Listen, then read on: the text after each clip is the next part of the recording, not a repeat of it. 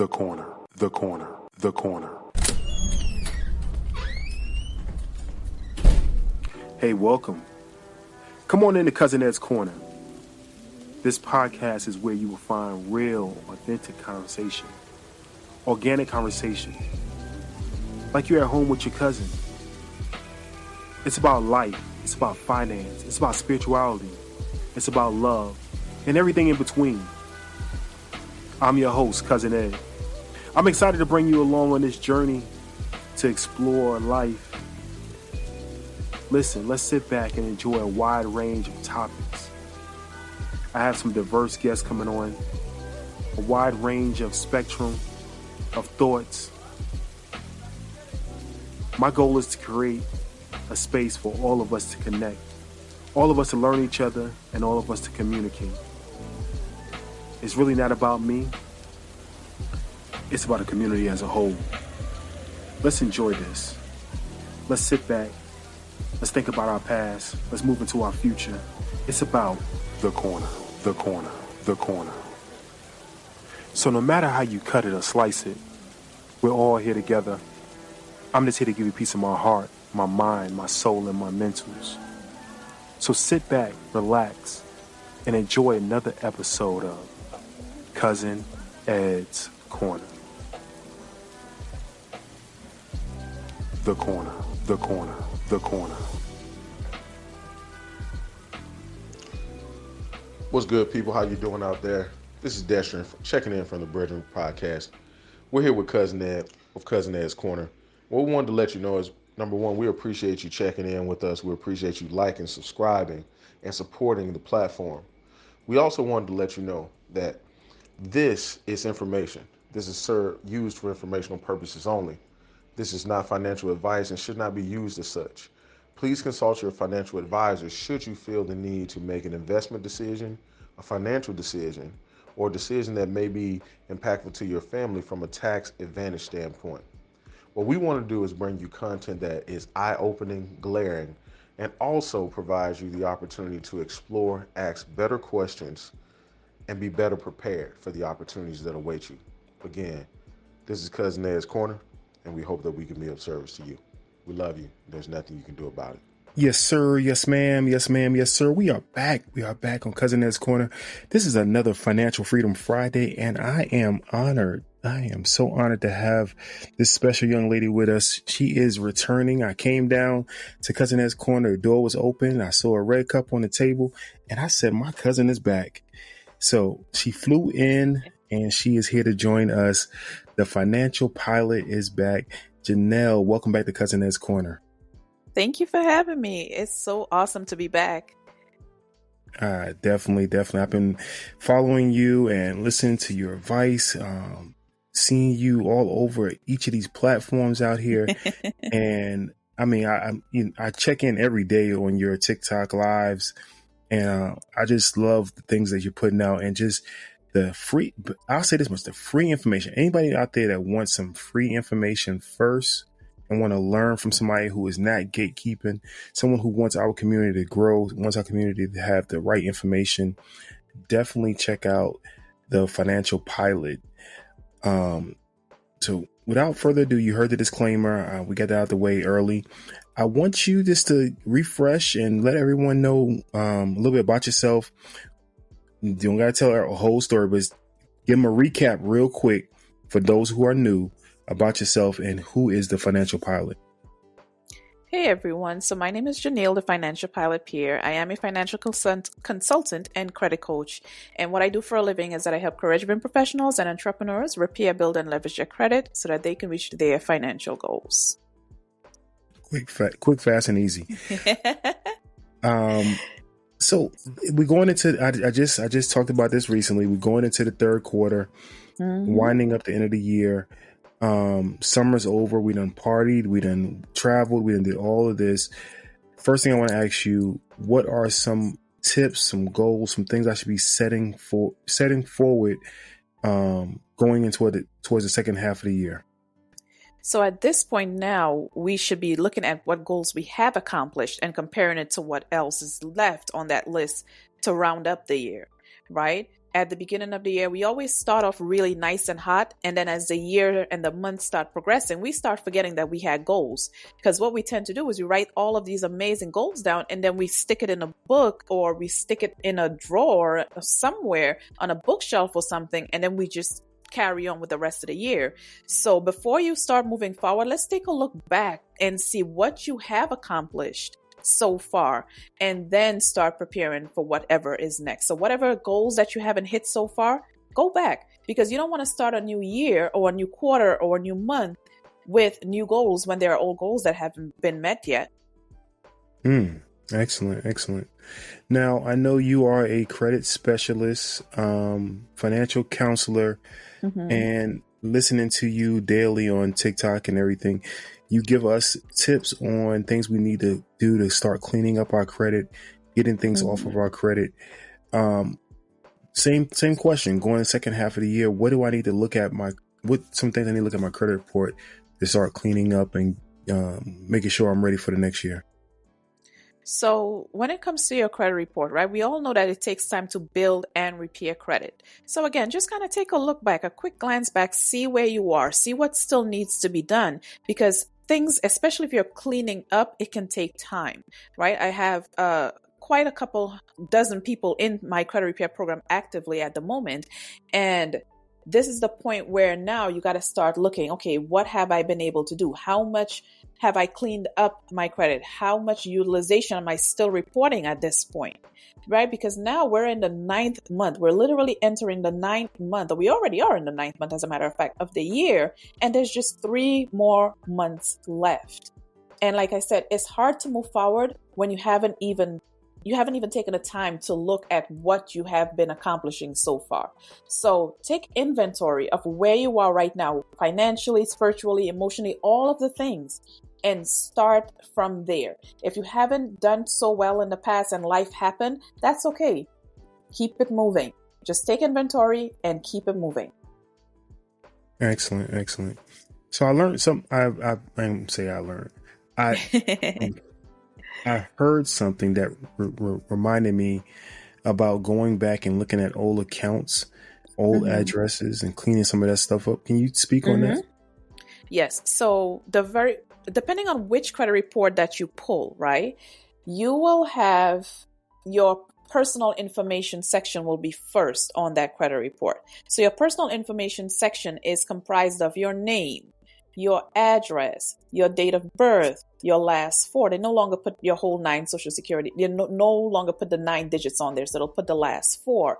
It'll even have some employer information. If you have signed on anything with your spouse, sometimes you may see your spouse's name on there, different things like that. So it's literally the personal information, the things that are about you. Whose profile is this, right? And it's good to clean that up first before you start the credit repair process.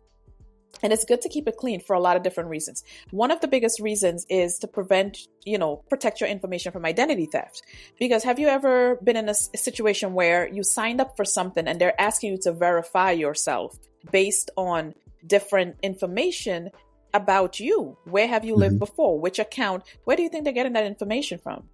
They're getting that information from your credit reports. And credit reports, they're something that is sold back and forth all day. And unfortunately, we live in a society where people feel entitled to other people's stuff, right? So one of the biggest reasons you want to clean that up is to prevent and protect yourself from things like fraud or someone getting their hands on your information. Because outside of that, there's no real reason why all of your addresses should be listed on your credit report. You just need one address, your correct name as it is, your correct last 4, your current employer, unless you recently switched jobs, and what was the other part that I said?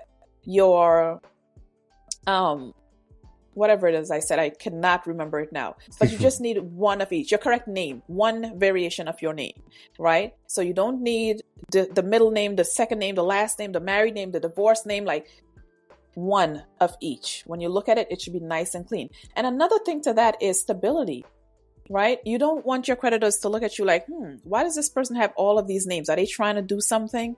Are they running from something? Why are they moving so many times within a short period of time? Like people like myself, I was in the military active duty for 8 straight years. I moved around a lot. I had a lot of addresses in the military, right? So it gives that impression that you're not stable. And if as a creditor, what they're looking for is stability and proof or evidence that you are low risk, and they'll get that information in your credit report. So it's really, really important that you take that time and clean up that personal information section. Leave one of everything unless you recently switched jobs or you recently moved.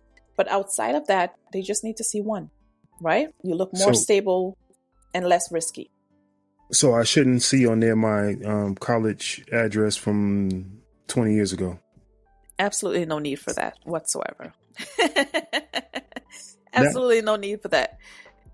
Now, one thing I heard you mention on one of the episodes of one of your lives was there's another agency that holds all of the information also that we need to monitor. Everybody think about the big three, but there's another agency out there that we need to go and monitor. So we actually have a big four, and this is just me. This is me saying it this way, right? We actually have big four. Innovis is the fourth biggest credit reporting agency, right? Say that one more time. Innovis, Innovis. That's actually the fourth biggest, right? And so when we're cleaning up information, that's another report that we can request. We can, what's the word I'm looking for? That's another report we can pull and examine the information that's on there. And then outside of the main credit reporting agencies, because all of these companies, all that they're doing is making money off of your information, selling it back and forth and all of the different things, right? So you can request that information at any time and they cannot sell it to you. They have to give it to you for free. All right. At least once for the year.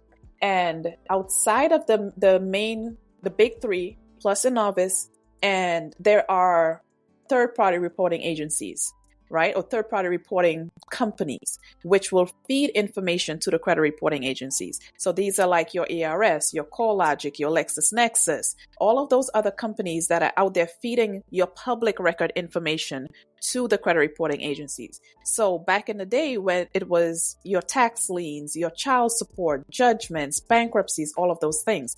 Now I think it's like since 2017 or so, it's only the bankruptcy that needs to be reported. But if you have had like a judgment or something from back then, it's possible that you could still have that on your credit report today because they didn't clean everyone's credit report once that law went into effect, right? So you can see people I have clients with child support on their credit report that were, working on getting off and, judgments and different things like that.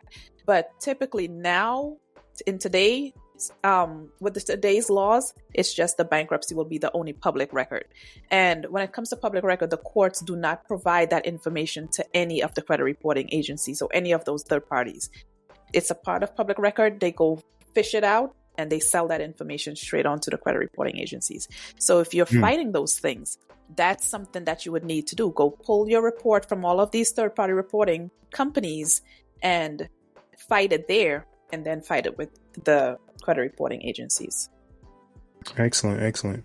Now I know you have a I forgot what the name of it is, like a pilot kit. So financial pilot kit. It's I upgraded it. So the one, it didn't have as much education. I'm really big on explaining things and making sure people understand why they're doing what they're doing, because that's how I learn as well. So I teach the way that I learn. So I upgraded the DIY kit into a 9-step credit repair kit. So that's what's on my website now. If you go, and there is an entire kit dedicated to just like the literature of everything and you understanding how everything works together. And then outside of that, there is 17 dispute letter templates that's attached to it. So you get 2 different documents in one. And with those documents, you're able to take the steps and clean up your credit and also rebuild your credit profile, because there's credit building information in there as well too. So let me get into our community a little more. Why do you think that? Because I scratched my head, and let's first start with, why do you think we don't know about this? So, number one, it's not taught in school. It's not taught in schools. I have my own conspiracy theories over why they're not teaching, financial literacy in school. It benefits a lot of people. The less we know about money and the less we know about information and our credit and everything else like that. And that's the first biggest reason. It's not being taught in schools. And we just don't know what we don't know. We don't know what information to go looking for. We don't know where this information is housed. I gotta push back, right? I gotta push back. If I want to go find a World Star video, I know how to find it, and I don't understand. I don't understand why it's not popular. Why are rappers and entertainers not showing? They showing cars and jewelry. I'm going off key right now, but it's not off key at all. It's very on key. Why not have a T-shirt saying I got an 800 credit score?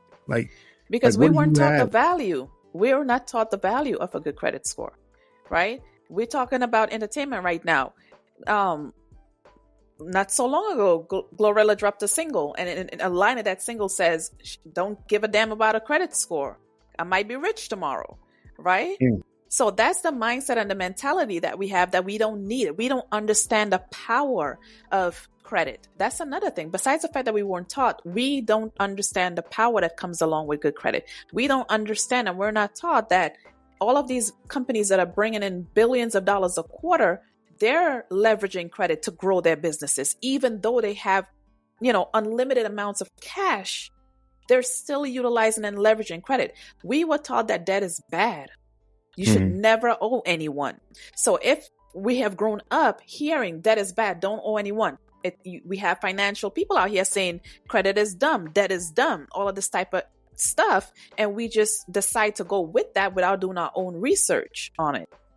And we just keep repeating some of the same things that we hear, right? I even hear people say things like, you have to have a 6-figure job to have a good credit score, or you have to be in high debt to have a good credit score. And, it's just this endless battle that I'm always fighting against, the misinformation when it comes to credit and the myths about credit. So yeah, it's entertaining to go pull up stuff about all of these rappers and their lifestyle, and you know them better than they know themselves. But when it comes to us taking sitting in the cockpit and controlling our personal finances, that's not exciting.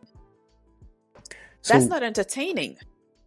You hit on something for a second there about credit versus cash, companies having cash but using credit. So in theory, you're saying I can have $1 million in my account, but I can have 100,000 in credit and go use 100,000 for a house instead of using my own cash. Yeah, because you can invest your cash and spend their money. That's what they're doing. That's what they're doing. You invest your cash, your money, you take your money to make money, and you use their money. OPM. Other people's money, yeah. Exactly. So I guess I get lost in the community and trying to understand why it's so hard. I was talking to a friend of mine, right? And I think we had this conversation before. And I have another friend doing the same exact thing, I promise you. I have a friend that has cash that is borrowing, that has a credit card that he can pay off to be able to use it again, but he'd rather keep the cash in his account instead of paying that credit card off and pay interest on the credit card. Does that make sense? Absolutely not. We don't pay unnecessary interest. Like I tell my credit millionaires all the time, we pay interest on 3 types of accounts: car loans, mortgages, and business loans. If it's not one of those 3, we're not paying anybody interest. Period. House, car, and business loans. It don't look good to have that money in my account. I can't show anybody I got who cares 6 figures in my account or whatever. Who is this somebody? 5 figures. Right? So the thing is this with us, with a lot of us, because of our history in this country and in our culture's history, we tend to get certain things and hold on to it instead of leveraging it to get more. It's like, if I let go of this cash, I'm not going to have it again. It's a mindset thing when it comes to money as well. That is a huge part of why a lot of us aren't living the type of lifestyle that we deserve to live. It's the reason why a lot of us don't have the abundance that we deserve, because our mindset is still operating in that space of scarcity, right? When you hold on to your You hold on to debt on your credit card because you don't want to spend the cash in your bank account.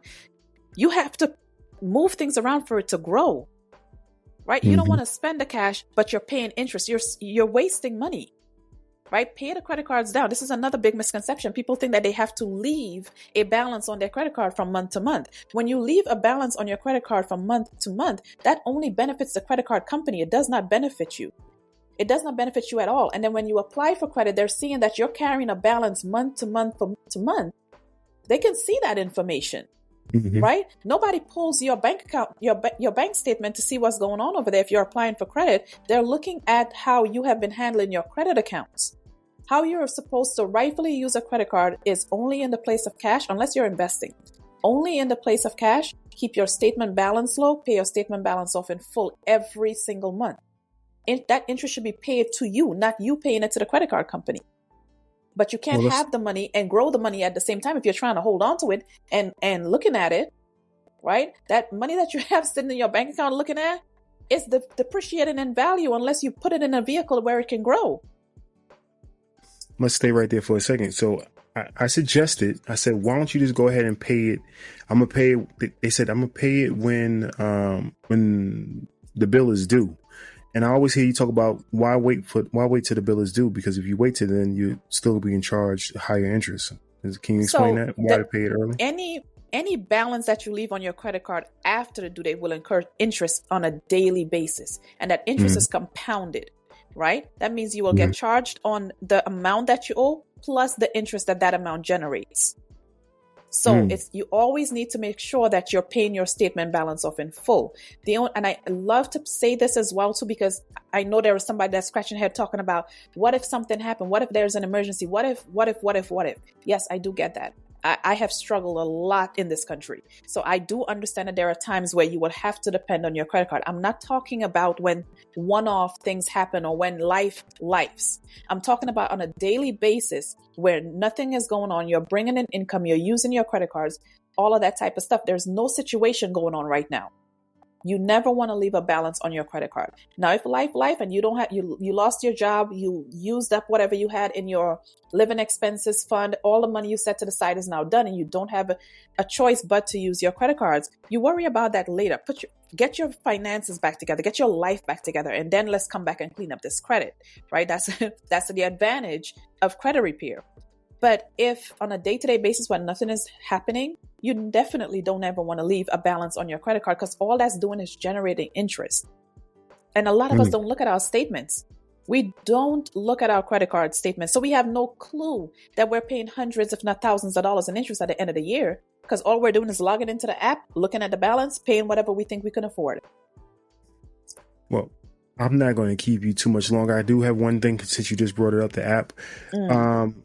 We did talk before about certain apps that could help you with trying to manage your credit, manage your bills. I think last time we talked about, what was it, Mint? I see a new one now. I see a new one now called Rocket Money. Are there any others that you may suggest and you talk about them? I'm not too big on the apps. I like to do things a manual way, but Rocket Money and Mint, it's two of the apps that I'm very familiar with. And I think that that's a good place to start. And one thing about me, I'll not tell you something that if I don't know it, I won't tell you anything about it. You Need a Budget is also, a lot of people like to use You Need a Budget. It's a zero-based budgeting app that can help. Of course, that's from Dave Ramsey, so he doesn't have anything to do with credit at all. But a huge part of making sure that you handle your credit the way you're supposed to is making sure that you understand where your money is and where it's going. So it all starts, the foundation, it all begins with a good budget. It all begins with a good spending plan.